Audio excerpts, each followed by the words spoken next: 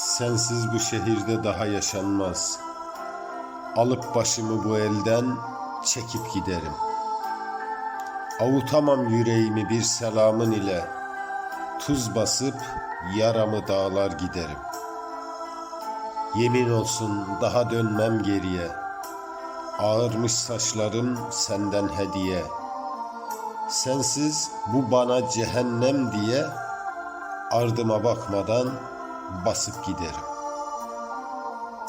Bilir misin ne demek sensiz yaşamak? Bir kuru hayale bağlanıp kalmak. İnan ki seni bugün öldü sayarak bütün duyguları yakıp giderim. Bekleme geriye dönüp gelir diye. Her gelen cefayı çekerim sineye. Bu yıl olmaz ise belki seneye bu dünyadan da göçüp giderim.